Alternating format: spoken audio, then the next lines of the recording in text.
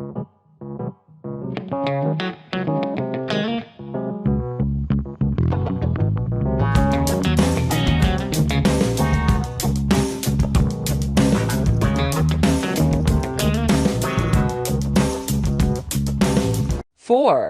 Hi Guy, welcome back TV spoilers.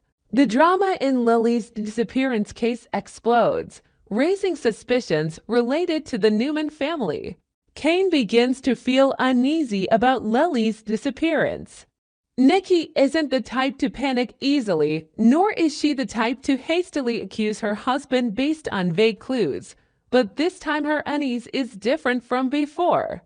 It doesn't come from rumors, from speculation around the tables in Genoa City, but from Victor's silence. In a man like Victor, silence is never a sign of innocence. Silence is a strategy, a shield, a way for him to maintain power by forcing others to guess. And Nikki understands that better than anyone. She's lived long enough beside him to recognize when he's merely calculating in business and when he's let his instinct for control creep into a darker area, where morality is pushed aside to make way for an obsession with victory. Lily's mysterious disappearance could initially be explained in many ways, but Victor's excessively evasive attitude caused all normal possibilities to crumble in Nikki's mind. He didn't answer directly, didn't explicitly deny it, nor did he give her a detail specific enough to reassure her. He only repeated his familiar half-hearted reassurances, as if wanting her to believe him out of habit, not with the truth. This chilled Nikki to the bone, because she knew that whenever Victor wanted someone to believe him without proof, it was usually because real evidence would make it impossible for that person to continue supporting him. This anxiety grew day by day, not because Nikki lacked patience, but because everything happening around her was inadvertently confirming her deepest fears. Devon and Nate were becoming impatient with Lily's prolonged absence. What seemed like just a temporary lull in Lily's life had become a worrying void, especially since her closest relatives hadn't received any response. To an outsider, it might just be a series of coincidences. To Nikki, it was a signal. She recalled Victor's conversations about dealing with rivals, his calm descriptions of plans to subdue opponents. Victor didn't need overt violence to instill fear. He just needed to grasp his opponent's weaknesses and squeeze at the right moment. But Lily wasn't an anonymous pawn.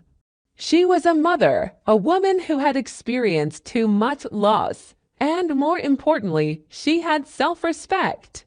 If Victor truly drew Lily into a power struggle and let things go too far, the consequences wouldn't just be a business confrontation. It would be a moral rift that even the Newman family couldn't easily cover up.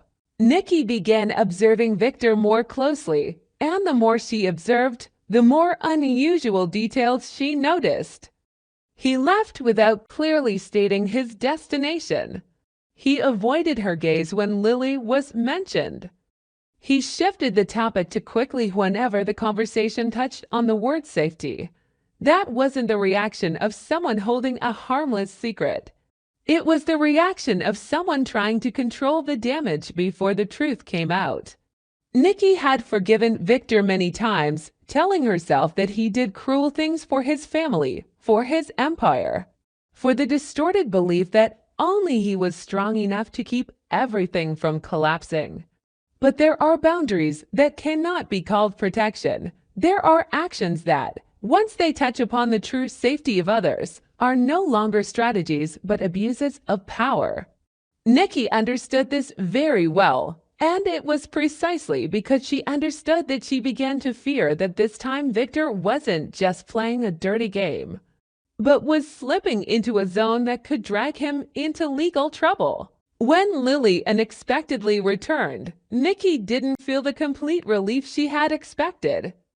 Lily's appearance did alleviate some of the surface tension, but at the same time, it opened up a deeper worrying. Lily didn't return with the appearance of someone who had just completed a discreet and safe plan. She returned with cracks that a discerning eye could see immediately, even without visible wounds.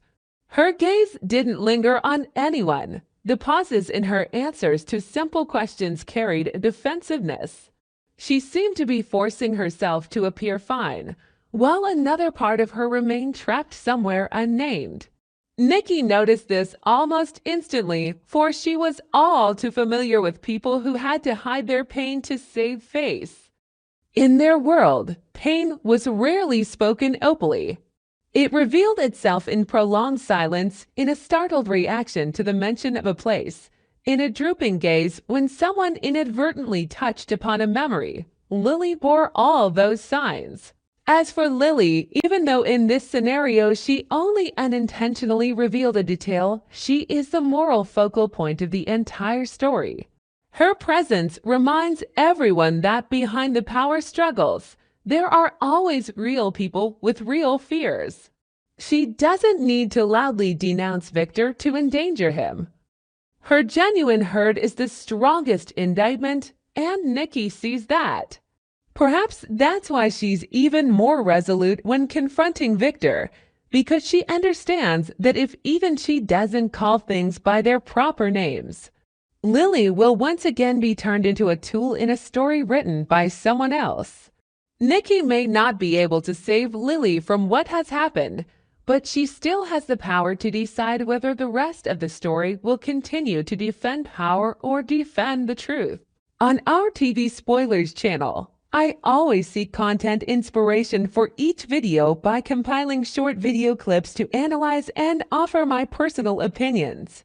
This channel specializes in analyzing, theorizing, and discussing plot points in the Young and the Restless series from the perspective of a longtime fan.